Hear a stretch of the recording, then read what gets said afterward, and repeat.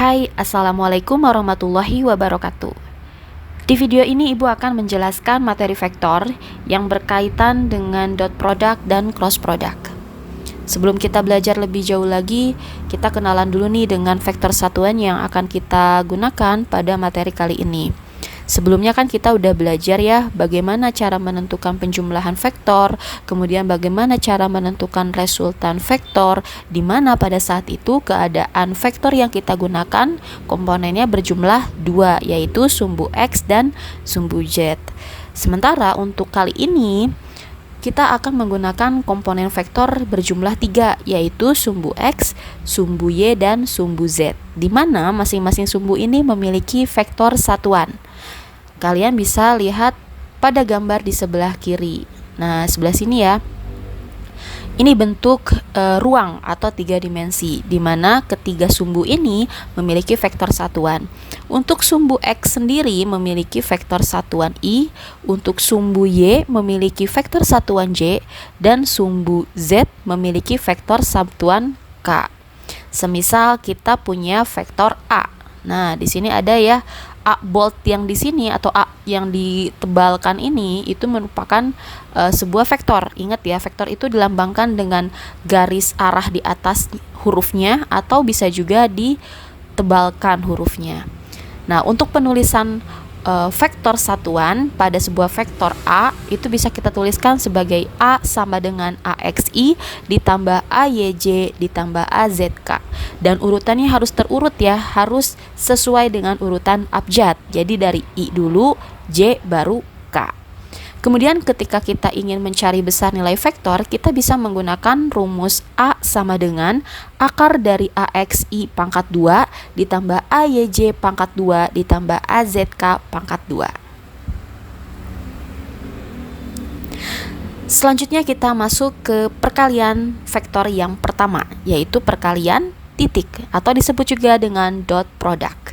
Apa itu dot product? Dot product itu ketika dua vektor yang dikalikan menggunakan perkalian titik atau dot product akan menghasilkan besaran skalar.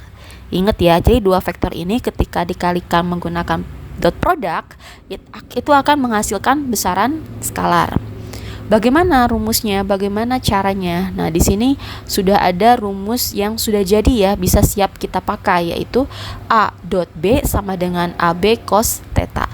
Dari mana rumus ini berasal? Sebenarnya ada rutunan rumusnya. Kalian bisa cari referensi di googling, atau kalian juga bisa cari referensi di buku-buku yang tingkatannya biasanya universitas ya.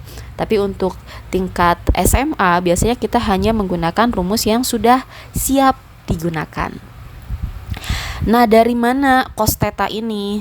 Nah, kalian bisa lihat gambar di sebelah kanan dari gambar ini, di mana ada sudut alfa yang berhimpit, berapit dari A terhadap B gitu ya. Pada perkalian titik ini berlaku hukum komutatif, yaitu A dot B sama dengan B dot A. Untuk vektor satuan yang terdapat pada dot product ada dua peristiwa atau dua kejadian, yaitu ketika ada dua vektor satuan yang sejenis yang dikalikan menggunakan dot product, maka akan menghasilkan nilai 1. I dot I, kemudian J dot J, K dot K, itu akan sama dengan 1. Dari mana angka 1 ini? Tadi kita sudah mengenal bagaimana cara menentukan rumus pada dot product, yaitu menggunakan cos theta. Ketika I dot I, maka kedua vektor satuan ini akan saling tumpang tindih, saling berhimpitan, dan tidak akan ada theta yang terbentuk. Artinya ketika cos 0 derajat itu akan sama dengan 1. Jadi ketika I dot I, J dot J, dan K dot K itu akan menghasilkan nilai 1. Sementara untuk vektor satuan yang tidak sejenis di perkalian dot product akan menghasilkan nilai 0. Dari mana 0 ini? Ketika vektor satuan I berapit dengan vektor satuan J, maka akan membentuk sudut 90 derajat. Begitupun ketika J dan K, K dan I. Cos 90 derajat berapa nilainya? Sama dengan 0. Kita lanjut ke perkalian vektor. Untuk perkalian vektor ini atau perkalian silang terjadi ketika ada dua vektor yang dikalikan menggunakan perkalian silang atau cross product, maka akan menghasilkan besaran vektor. Jadi bedanya kalau yang dot product itu menghasilkan besaran skalar, kalau cross product akan menghasilkan besaran vektor. Untuk penulisan rumusnya kita bisa menggunakan rumus A cross B sama dengan AB sin theta. Untuk penggambarannya bisa kalian lihat di bawah. Di sini ada vektor A cross B itu tegak lurus terhadap B dan tegak lurus terhadap A. Bisa terlihat di gambar ya. Dan untuk cross product ini tidak berlaku hukum komutatif. Jadi ketika A cross B tidak sama dengan B cross A. Untuk vektor satuannya kebalikan dari dot product. Jadi ketika ada dua vektor yang satuannya sejenis, maka akan menghasilkan nilai 0. Ingat ya, kalau misalkan vektor satuan I dan vektor satuan I maka membentuk sudut 0 derajat. Dan rumus yang kita gunakan pada cross product itu sin theta, sehingga sin 0 derajat adalah sama dengan 0. Maka I cross I, J cross J, K cross K akan menghasilkan nilai 0.